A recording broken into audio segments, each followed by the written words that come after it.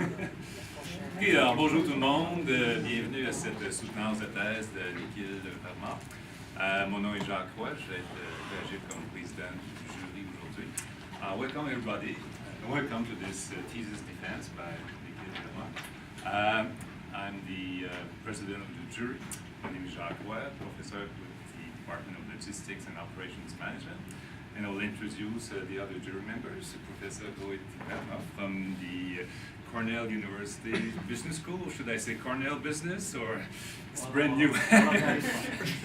Welcome anyway. So you had a nice drive from New York, enjoying the nice colors. So we're very happy to have you. Welcome. The other jury members, Federico Cassini, most of you all know, Claudia Lepolido, and Julie Paquette from our department. So we're going to have about 45 minutes to make the presentation, then we'll have questions from the jury members. Oh, and I forgot to mention the representative from the school, Mr. Capolossi, who is making sure that we do everything properly. Okay. Thank you. So welcome everybody, and the floor is yours. Bonjour tout le monde. Good afternoon. My name is Nikhil Varma. I've already been introduced. So I would firstly like to start by thanking Professor Varma to take the time to read my thesis and my external examiner. I really appreciate the effort that you put in. Thank you so much, very much. But I would also like to thank all the members of my jury. Professor Dua, thank you so much for coordinating all this. For directors, Professor Paquette, Professor Passe, and Professor Alberto. Thank you so much for being a member of my jury. I can't thank my co-directors less, and I think this is the moment to thank you all for all the help, all the support, all the guidance that I received from you. I would not be here if it was not you supporting me all this time. Thank you so much for that. At the same time, I would like to thank my department. I call it my department because I really feel it is my department. For helping me out for every little thing that I needed, right from guidance, right from support. In fact, my department also made sure that I looked good today. Thank you so much. Thank you very much for all this, and thank you everyone for all the others for coming in to support me. And it really means a lot. It's a big day for me, but at this point of time, I'd like to thank one person in this room who has been with me throughout this whole journey. And that's my wife, who's right there. It's difficult to be a wife of a PhD, and I think many people know that. And she's supported me throughout. There have been 4 big events. I was just trying to recollect what are the big events in my life. This is the 4th one. The first one was when I got married to her. The other 2 was when my 2 beautiful children were born, Veer and Alia, and today is the 4th event. And I hope that the 4th event also goes the same way as the other 3. And with this note, I would like to start my presentation by giving you an overview. Of course, I will be discussing much more than just these few bullet points, but I would introduce the core idea of my research. I will talk about my research focus, and then I would introduce the 3 different essays that I have, which essentially is the title of my topic, and how they build from one to the other, and eventually conclude with the overall picture of what I have achieved in this research path so far. So when I was starting my research, I looked at a model which is commonly known as the production consumption model. This is the traditional model where what used to happen is that a manufacturer would manufacture a product and the customer would buy the product. Over here, we have a hot water tank. So a customer would buy a hot water tank from the manufacturer and pay money to the manufacturer.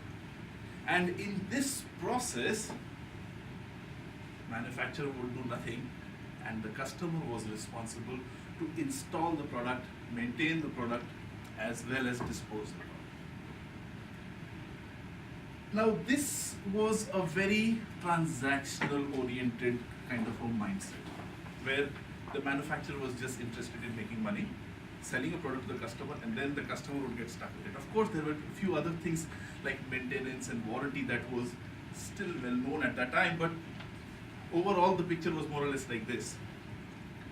But then people thought of a new business model innovation. Instead of putting the product into the customer ecosystem, why not share the product? Why not have the product in the customer ecosystem, but not quite? So the manufacturer would still have the product, but would take care of all the functionalities. So disposing of the product, maintenance of the product, installation of the product. But then, how would the manufacturer get money? So you create something which is a value to the customer, and the value is, I will take care of your hot water needs. And to take care of your hot water needs, you pay me money. Now, this is in very simple terms explaining the core idea of what servitization is, how servitization is set up. Of course, there is more to it, but if I have to explain like what is servitization, I would kind of allude to this example that I just presented. Now, servitization over the years has taken a lot of transformations.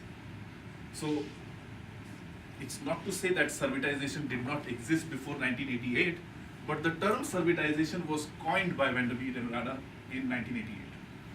So they talked about adding services to products to gain competitive advantage. That was the whole starting point of servitization. Then there came an article in MIT Sloan from Mohammed Sani in 2004, which talked about temporal and spatial changes. Now, this directly did not refer to the word servitization, but it talked about expansion on the service side. So the idea that came out of this article was that there is a product, there are some services which are alongside the product, so these are the temporal services, but you can expand the horizons by adding more services which would be complementary to the product. So they talked about spatial changes into the product setup. After that, there was much more transition or much more expansion to the definition of servitization, where customers came into play for the first time. So far it was talking about gaining competitive advantage. So now it is slowly converging to the idea of value. So you talk about gaining competitive advantage, satisfying customer, as well as talking about performance. So there are a lot of things that came in this particular definition, but what I consider to be one of the latest developments or definitions of servitization is by Andy Neely. And what Andy Neely talks about is that servitization is not a one-time kind of a change, which actually has been the core founding principles of most transitions in organization theory. So what he is talking is, it's a journey. And then he brings in the concept of capabilities within the organization. So you have to go through this journey by building capabilities in the organization. And of course, he talks about service alongside the products, which is has been the core idea. There is another little thing that I want to show is that, of course, I said my department of operations management, but servitization is not restricted to one department. Servitization has a multidisciplinary approach. It has to have all the departments taking into account. We've been talking about that in management for a long, long time, but when we talk about building capabilities, when we talk about customer satisfaction, we have to make sure that we take into account the whole organizational dimension. And that is why sometimes research in servitization is a bit difficult, because you have to take into account a lot of dimensions. Also, I showed you the definition. I just want to show you on a timeline how servitization has kind of evolved. So back in the days prior to 1988, we mostly used to have a product-driven economy. So everything was product. You want to have something tangible, you pay for it, and that's essentially how everything was set up. But then the core concepts of servitization was mobilized in 1988, and for the last for 20 years after that, there were various things that came into play: service infusion, solution-driven mindset, sustainability, supporting products. So there are many keywords that came into play over the 20-year span. But in 2008, there is an interesting article that came up, and this article was not actually bashing servitization, but questioning servitization or reporting something about servitization. And this is by Andy Neely, and he reported servitization paradox. And when he studied small and big organizations, he kind of found out a very intriguing thing, that big organizations actually tend to get bankrupt because of servitization. And that was a very interesting thing, and that has taken a lot of research, and I would also try to address in a very small form in one of my essays. But moving on from the servitization paradox, well, we have been talking more on the value. So service dominant logic, which is coming from the marketing domain, has spurned, and I think it is much more appropriate to call it value dominant logic, where essentially we talk about the value side of things, and that is what is the next few things that servitization is taking into account, and I hope to be adding one keyword sometime down the time in my life in this area. This is my area of interest. Now, coming back, so far I was explaining about what servitization is, what this domain is, but the whole purpose of us coming in here today is to look at the thesis. So the idea of what I want to present, the three different essays, is a build-up, and they are linked in some way or the other. So the first piece of work which I do is when I set out to look at servitization literature, it was very interesting, but there were still many things that seem to be underdeveloped. So to a researcher who wants to start in servitization, just to answer the question, what is the current state of art in servitization? What are the theories in servitization? Where are the theories coming from? That was my motivation for the first essay. Now the second essay, although we don't call it an antecedent model, and I'll explain why, but we are trying to look at what are the organizational parameters which are influencing servitization. To be able to understand organizational parameters, we looked at a lot of theory, and the theory was very confusing. So we came up with a typology of how to analyze it, and I will present that as well. And so far, these two parts were mostly looking at the organization, looking at the servitization phenomena. The third part is answering the question how, and I will elaborate on the third part, which essentially talks about having some kind of an adaptive delivery to enhance the customer experience, which is the customer value. So the customer derives that value from that experience, and how would you have some kind of an adaptive delivery process for that. So now, drilling into each essay in far more detail. So as I mentioned, my essay 1 essentially has all, I would not say all, but most of the literature that we could find through an extensive search in servitization. And the idea was to answer 3 key questions. What are the trends in literature? What are the research avenues that we could pursue? And how is the theory, or how is the theory developing, or how is the theory evolving from all this literature that we are looking at? Now to do this, for the first 2 things, which is trends and research avenues, we conducted a content analysis, and I'll be elaborating on how this content analysis was done, and the research avenues and theory evolution, we used a different kind of a mindset where we use an iterative approach to understand what are the evolving theoretical constructs. Now, before getting into the details of how all this is done, I would like to present what was the contributions of this whole research. So as I mentioned, there are a lot of starting points in servitization, but it is still very unclear. So one of the first few researches, which was done in 2004 by Baines and Lightfoot, Benedittini, MK, they had they presented. They looked at the articles that were present, that were the state of the art or whatever they could find at that time.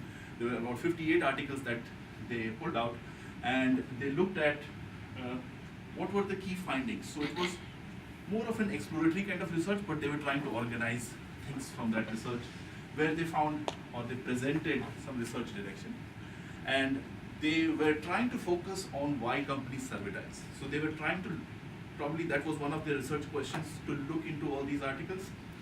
But it gives a fair amount of research direction.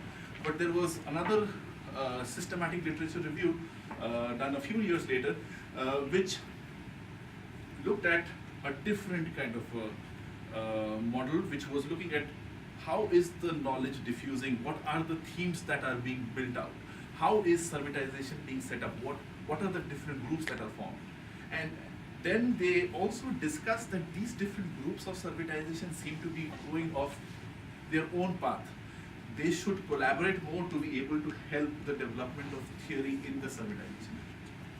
They looked at 148 articles, and then one of the recent work from Turunen, which looked at strategic advantage from service infusion, which is also a form of servitization, where they looked at articles only which talked about strategic advantage.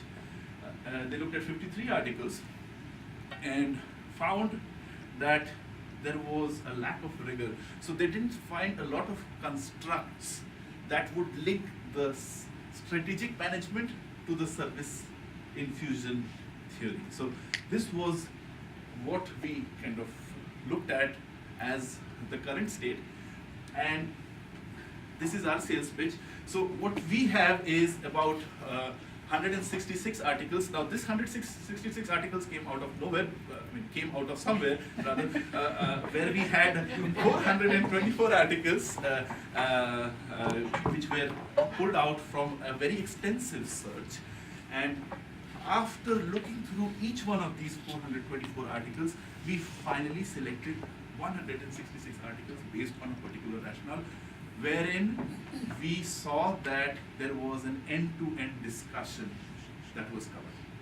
So it was important that, if it was just pure service, it is interesting, but we wanted to study the whole phenomenon. We want to see if there is some kind of a strategic definition, there's some kind of an organizational definition, there's some kind of a measure which talks about what is the effect of servitization. So that is where we used an operational management lens to select the articles. Okay. There was a model that we used, and I will refer to that model. We came up with a lot of trends. We came up with a lot of future research directions and avenues, and all this, we believe, could be a good starting point for someone who wants to go further into research in servitization. So that is the whole idea of our work. So when we were looking at how to code this, so far there are various approaches to coding literature. Systematic literature review has a lot of directions. We looked at a lot of articles in IJMR as to how we should actually start our coding process. And since we were looking at a very holistic approach, like from an end-to-end approach, we used the contingency theory model. Now, contingency theory essentially talks about being in sync with the environment. If you are in sync, if the organizational parameters are in sync with the environment, your performance would be better. So we used all these parameters, okay, to be able to build our coding boxes. So essentially we had coding boxes, like coding blocks, which had external environment, which had organizational strategy, which had organizational factors, and then we have outcome measures. So this is how we build the process. Now, after having identified this coding framework, it was very difficult to identify what to code here. So, on what basis would we initiate our coding process?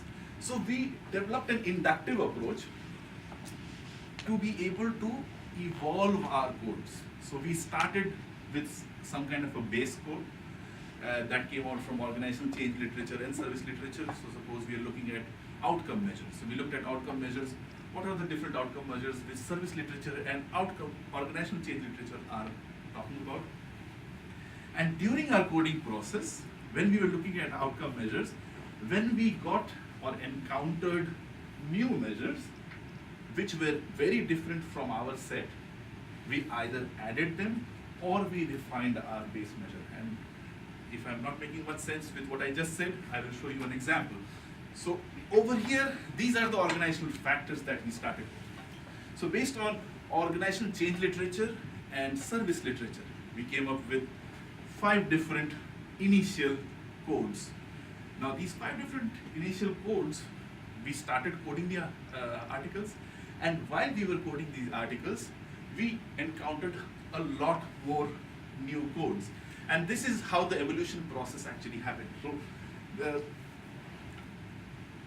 you have all the parameters in white, which we started with, and so I'll give you one example, which is organizational knowledge. So while we were coding for organizational knowledge, we saw that there are 2 different things which people are talking about organizational knowledge, and these two seems to be, it's a good idea to differentiate between them. So we separated experience and innovation. And for all the articles that were coded with organizational knowledge code were revisited with experience and innovation to be put in. So it was a very iterative, rigorous approach that we adopted for our coding process. Now, besides the key codes that came out from the contingency theory model, we also had some contextual parameters. And these contextual parameters were there were a lot of thought put in to be able to have some kind of a trend that we could identify. Now you would see that the third group is not very symmetric as compared to the first 2, and the reason is that this study was conducted in 2014 and we did not have that many years. But we split the articles into these 3 periods. We also coded for the name of the journal. All the journals that had their name change also, we found a few of them. So we had to go through the process of even correcting that. We coded for the research methodology, which this article was, the article that was coded. And we also coded for the service type. Now I just want to take one little moment to explain what is tightly coupled and loosely coupled. Now this is flowing in from Mohanbir Sani's temporal and spatial expansion model. Over here, we are calling it tightly coupled and loosely coupled because we feel that that kind of explains it much better. Now, tightly coupled services are services which are tightly coupled to the product, essentially, which are just adding value around the temporal line.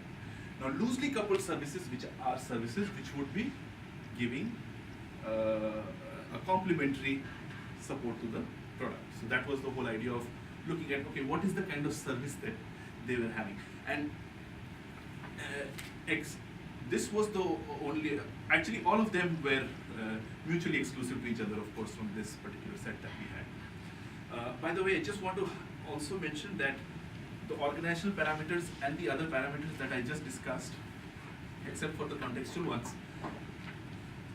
there were some articles which had like more than one. So when you see 35 or 36 number, it doesn't mean that there were 30, like, or it shows that it was just that particular aspect in that article. So that takes me to the research dashboards, which would present or highlight the key findings. So the first finding that we had was that over the years we've seen a huge increase in the number of articles in servitization. So servitization is becoming important. That is the whole interpretation that we could have, and I think we were in the right track. So this was a good enough finding. But When we looked at the number of journals to look at how this whole phenomena is diffusing across different journals or acceptance level of journals, we also saw that the number of journals has increased. Of course, every year that is a moving target. The number of journals also increase in the macro environment, but that still being said, we could see a lot more journals were receptive to the servitization articles. When we looked at a few key journals which published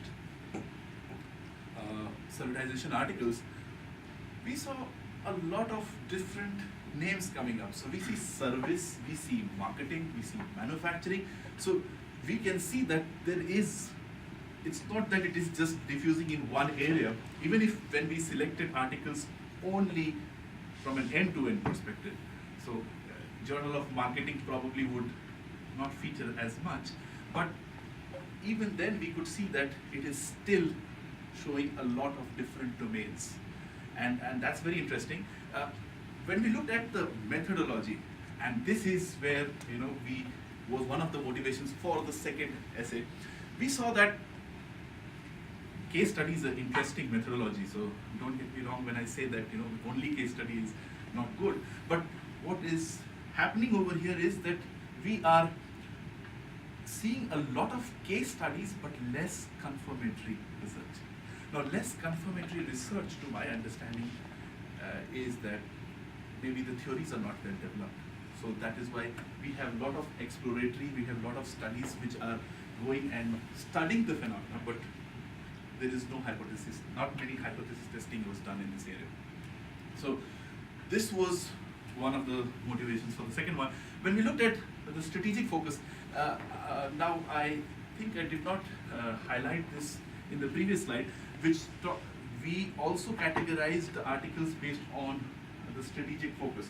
So the three strategies that we, and that is why we call it typology, because we define them ourselves.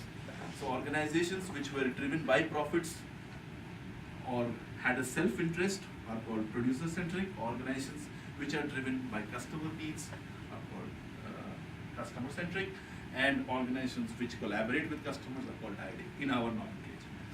Now what we see is that we have a high number of producer-centric articles, so that could also be a bias on our side. So this is a finding, but we have to take it with caution because our article selection was mostly from an operation management perspective. When we look at the external factors, and we carefully define these factors, we look at a very reactive approach in servitization literature. So servitization literature is not exactly looking at proactive measures. And when we look at the service types, we see that tightly coupled is mostly featured, which is maintenance, aftercare kind of thing, but not loosely coupled. So this is a few interesting things that came out from a trend perspective. When we look at the organization factor, we see mostly organizational structure, HR, these are the things which are figuring.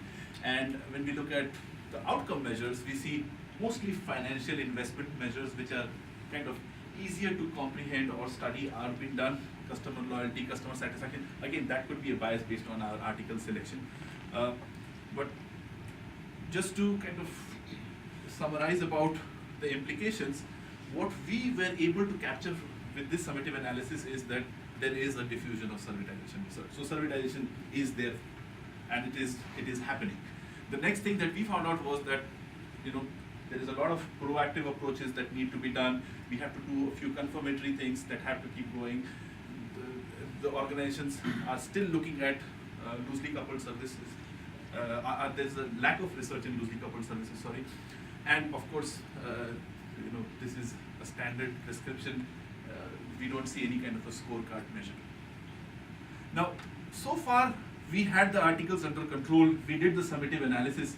So we were like, this is just a trend. Why not look at the theory? And that was the motivation for us to do a follow-up analysis where we wanted to look at what are the theories in literature and how are the theories of servitization evolving. And this is why we conducted this follow-up research where we used a process-based model which is proposed by Anne Langley, which has which analyzes a transition process, transition based on the process view, and we looked into the three dimensions with producer-centric, customer-centric, and IDIC as the three strategic pieces. So essentially what we did is we had pre-servitization, during servitization, post-servitization. We looked at different discussion constructs, theoretical constructs, or descriptive data that came out from the discussion articles, and we looked at for all the different strategies that we had. To be able to derive the evolving theory from the theoretical constructs, we used the grounded theory approach. And the grounded theory approach has various schools of thought. We use the GOEA method, which is iteratively building into the next level of abstraction and finally building constructs out of it. So there is a first order theme which follows an aggregate dimension, and then we have a generation of proposition. So this is one little example of how all these things pan out. So if you see the first order constructs, these are basically discussions from the articles. So this is written in our own words, but there are several references. Some, because of space limitations also, sometimes we kind of highlighted just the main article, but this is all done in vivo with multiple articles referring to one mindset. And based on the first order construct, we kind of abstracted it to the second order theme, and the second order theme was then eventually abstracted to a aggregate dimension. So just to zoom into one of these, this is two discussions which talk about customer experience and communication, and we have the aggregate theme built up as relationship management for value delivery. And based on these discussions, we come up with a proposition that organizations should have internal and external open lines of communication to reduce risk of servitization. So this is the second part, where we developed 29 propositions, and these 29 propositions could be a good starting point for confirmatory testing. So essentially what we claim is our research develops is a typology to analyze servitization with organizational strategy. We have a process-based approach, which is slightly different from many analysis, and we have developed propositions which would be used in for confirmatory testing in future. Now, moving ahead of SA1. So, after having looked at the theory, after having looked at the evolving, after having looked at the trends and the evolving theory and deriving a few, it was, what do we do next? So the next thing that came was that we see a lack of confirmatory research, and that was one of the findings. And based on the lack of confirmatory research, and also we found out that there are three strategic orientations, and these three strategic orientations, based on our evolving theory research, we could see that they are actually different from each other. So what we wanted to do is to have some kind of a confirmatory testing. So one of our motivations that we saw was that the impact of influencers on servitization is really confusing individually. And this is one of the examples. So this is an article from Gabor, which talks about adding services actually increases sales or profit margins. But at the same time, as I already discussed about this article, where Andy Neely talks about servitization leads to bankruptcy. Now, there are two different perspectives for a same kind of a mindset. So, how is financial related to servitization intensity? Right? So, this led us to get into looking at different influencers, and this is how most people are studying it. So this is an influencer, this is the servitization intensity. Now what we are proposing is that the organizational strategy is having an influence on this relationship. And how is this organizational strategy having an influence on this relationship? Only confirmatory testing can help us do that. So essentially what we are claiming over here is that this is our research contribution, the current research that we see where there are some articles which are mostly in theoretical nature, like they're talking about managerial motivation as an antecedent for service orientation, where they have one parameter which is managerial on motivation, and they look at different effects on a theoretical basis. Again, there is an article which talks about reverse servitization path and links financial to servitization with 2 case studies. And the third article also talks about how servitization. These are few articles which we have currently in the literature which are very case study based. Now, case study based is definitely a good starting point, but they are not confirmatory testing. So what we are bringing into play over here is that we are partitioning, or we are developing a typology. We actually have developed a typology. Based on that typology, we are partitioning the data, and you will see that all of a sudden there is a new strategy evolving that has come into play here. And this is just because we had a 2x2 matrix, and we have producer centric, customer centric, dyadic. So the other cell that did not have any of these, we called it an evolving strategy. And we use structure equation modeling to do this testing. And we see, or we try to assert, that strategic orientation can explain a few of these.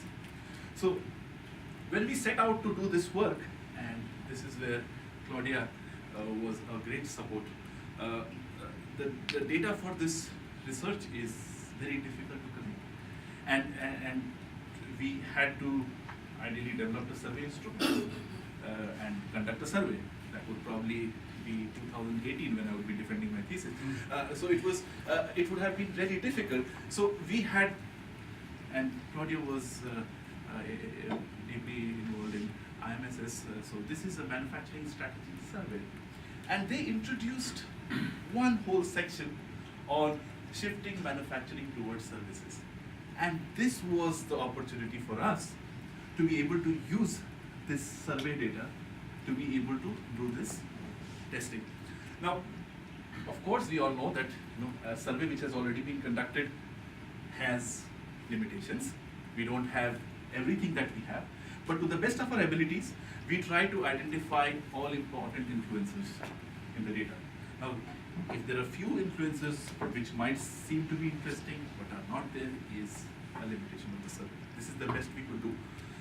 And we also selectively picked up OECD countries only.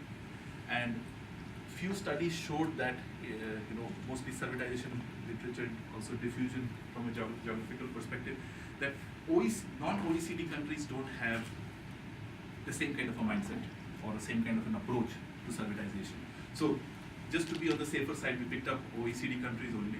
And we identified 6 different influencers. Now this is a cross-sectional survey. So we cannot talk about causality over here. So that is why we are mostly studying the correlation between the two. And we are saying that these 6 parameters are having some effect on servitization intensity. So these are the latent variables that we built from the questionnaire. But we do have the 2x2 matrix which presents the theoretical strategic orientation of the organization. So we basically partition the data, and I'll show you the methodology in the next slide, and then study the servitization intensity. So the research is basically set up with the data that comes from the 600 plans. So these 600 plans were handpicked from OECD countries only.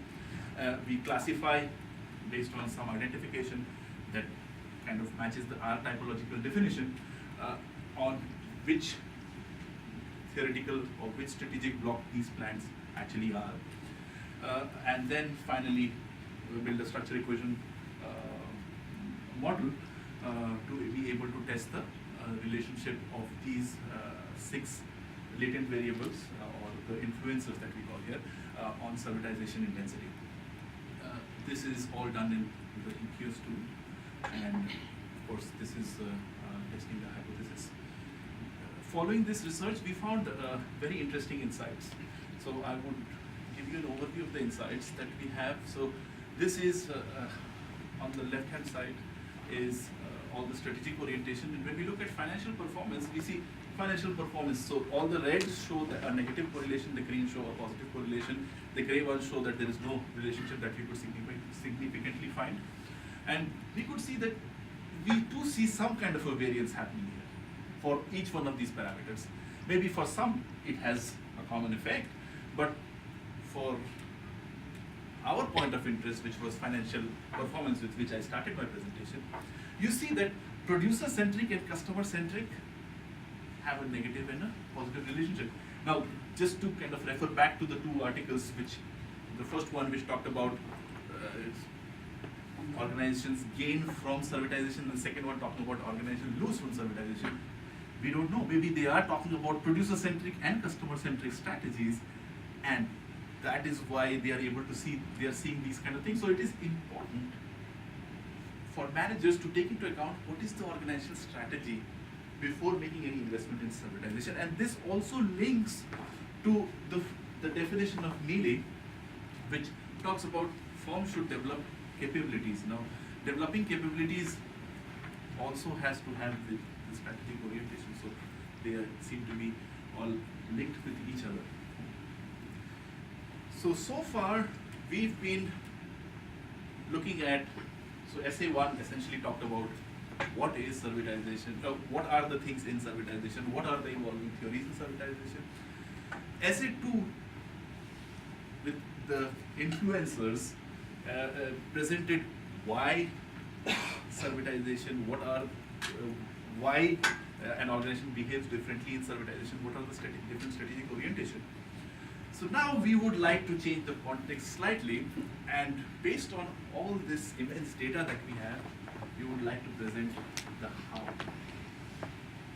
So sometimes it appears that there is a huge disconnect between the first two essays and the third essay, and so this is why I would like to reiterate that the first two essays were focusing on the organizational side of things. So what is the organization? What are the different things in the organization? But now when we have to change the context to how, we have to bring in a very important person, and that important person is the customer. So far we've been not looking at the customer. And when we have to bring in the customer, we have to study how the customer interacts with the system. So that is why we bring in a multi-interaction model, and we try to predict the customer expectation by modifying the service. So this is the whole idea, and we want to enhance the customer experience, hence generate customer loyalty and profits. And this is the whole idea of my third essay, where we use behavioral analytics to assist in service design. So the core research focus is that using now behavioral analytics, I believe currently with big data and so many things happening around us, is coming in from the digital space. So how can the digital space help us so that over a period of time we can keep that customer smiling, right? So we want to make sure that the customer keeps smiling over a period of time, and we are going to use digital data for that. But there are various schools of thought on that. There are some people who say, continue to do what you're doing. If you are good, you don't have to change. However, I don't believe in that. So we kind of have two different approaches. So there is one approach which uses a statistical approach, a linear regression, or some kind of a model where you kind of evolve with different interactions with the customer, and based on that you make some kind of decisions. Or you use an artificially trained system to help you make, support the customer much better. So coming to the research contribution, and this is one of the articles from our Sterling examiner, is talking about service sequencing, which is a very interesting concept, which talks about peak events and how we should space the peak events from the end events, and how that has an impact on customer satisfaction. Now this was a big motivation for us because we wanted to space things, but our spacing strategy is slightly different, but the idea is more or less the same. And then there was a piece which was built up very recently, and that's why I don't have this in my article also, that in my thesis also, is talking about previous experience. So building on the sequencing, but also the result of previous. So there is adding another dimension to it. So what we intend to do is, instead of having a boilerplate kind of a solution, we are trying to be very customer specific. So every customer is different, every customer has different needs. How can we be different for each customer? And we use, or we monitor, that's not the right word, but we use the behavioral data that we get from the customer interaction, and based on that we adapt and modify the service. We modify different things in the service, and this data also is used to train neural networks, which actually gives us what would be the best fit for this customer. And we claim that, of course, we have more accurate predictions, and we will demonstrate that. So the research method, so the first thing, if you remember the slide, 2 slides back, was do nothing, statistical methods, or using artificial networks to help you. So we wanted to first compare between regression method and artificial neural network method to see which one has a better predictable power. So this was the first step where we collect survey data, and I'll explain how we collected the survey data in a minute. It's a standard process. We separate it into training and test data, and we then feed in the training and test data into 2 different things at the same time and concurrently. So one is the linear regression model. So we train the linear regression model with we build the linear regression model with the training data, and we test it on the test data to see the accuracy. And likewise we do with the artificial neural network, and then we compare the results, and then we say, okay, this is our best method. So this is the first part of it. Now this is not helping the customer in any way. This is just to demonstrate that we are using a better method. Now the second part is where we use the better of the 2 methods to assist in dynamic service design. This is where we again take all the data from the customer, where we split into training and test data, and we use the training data to predict the weights and ranks, and I will explain what do I mean by weights and ranks in a minute, and a recommendation service, and then we use that on the test data to show how accurate we are. Now this might seem like, you have the data, you're using the training and test data. So essentially what we are doing over here is that by splitting the data into training and test data, we are demonstrating our forecasting ability for a new customer who would come. So assume we have a new customer, and that new customer is our test data, to what level of accuracy we can predict. To collect the data, we had a survey set up. Our survey was set up for a car purchase experiment.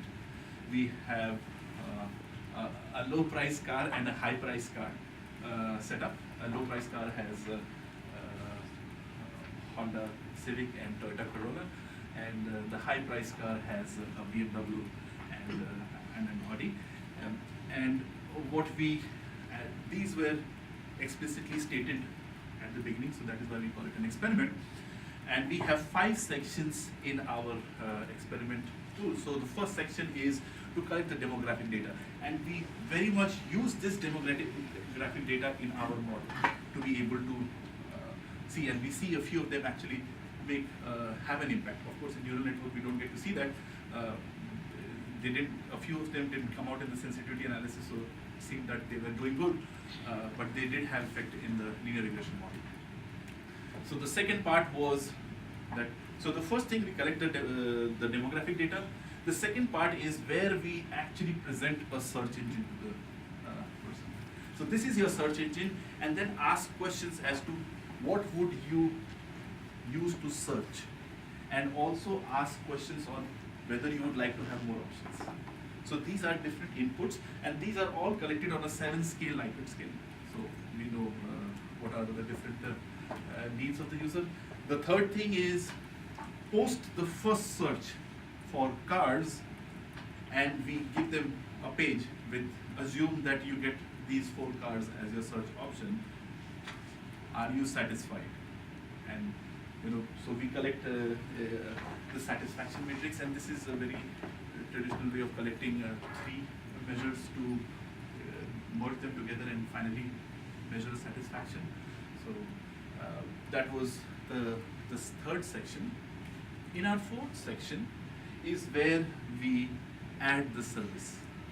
And over here we introduced 4 different services. Maintenance, which is a traditional service, insurance, financing, and a very interesting service which we hypothetically created, which talks about a service which would manage their carbon footprint. Okay, would you like? And we would give them the price and everything for each one of these services, and then kind of ask them to rank which service they would want, what is more important. Suppose you have $100, how would you split between these 4? So kind of getting multi-dimensions in our approach. Once that was done, finally in the last stage, we would collect their, I'm sorry. After that, we would give them a recommendation service also. So they had a search parameter, and then we would say, assume that we would recommend a new service, a new car to you, which is maybe 10 miles more than what you had set as your tolerable distance. Would you be interested in this car? Or maybe $100 more, would you be interested in this car? And then kind of asking them what recommendation. Of course, recommendation is an area of research on its own. We don't mean to be getting into that spin, but we wanted to see how they respond to this recommendation. And eventually the overall satisfaction. So one is the search satisfaction, one is acceptance of recommendation, and one is overall satisfaction. After having done this, these are the results that we got from that particular data that we had.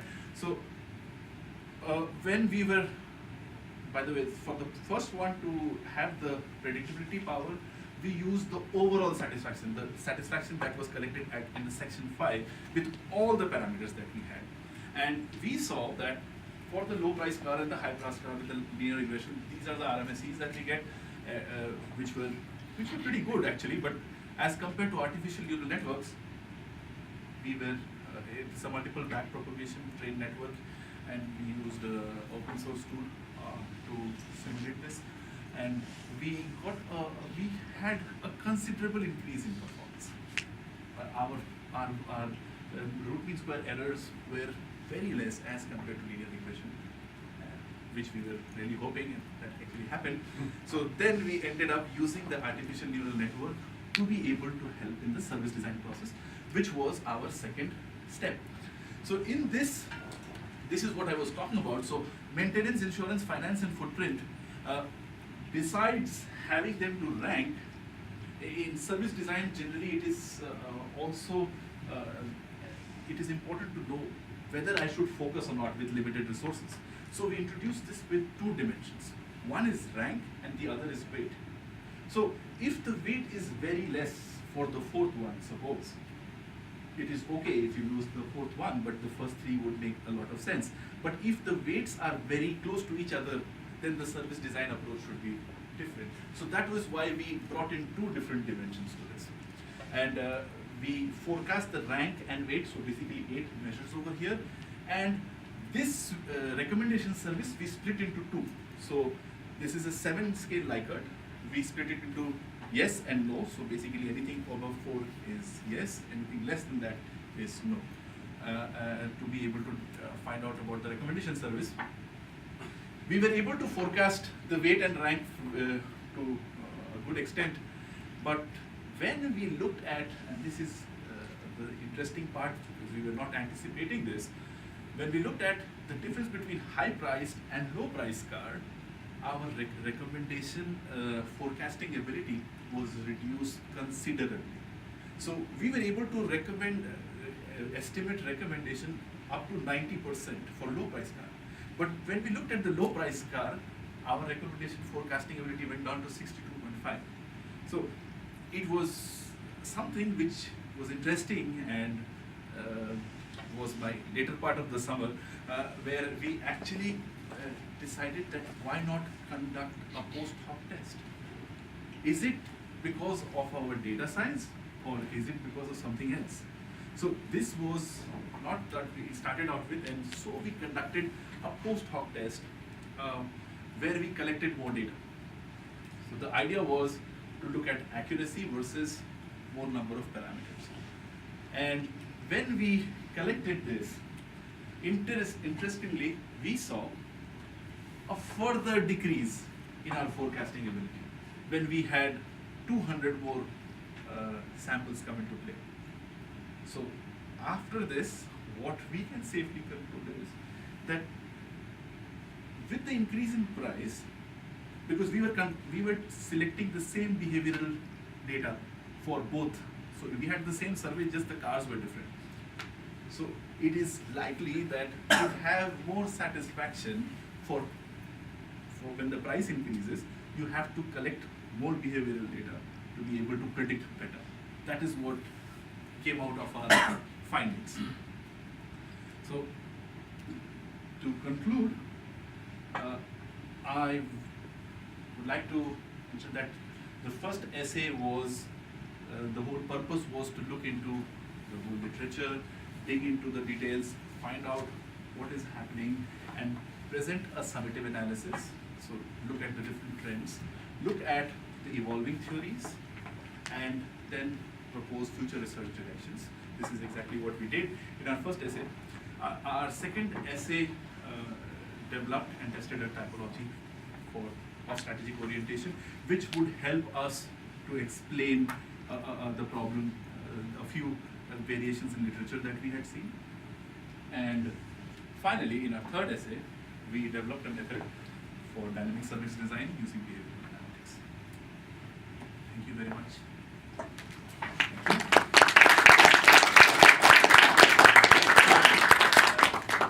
That's the jury members who ask questions. We'll have 2 rounds, so we'll have just 1 question at a time.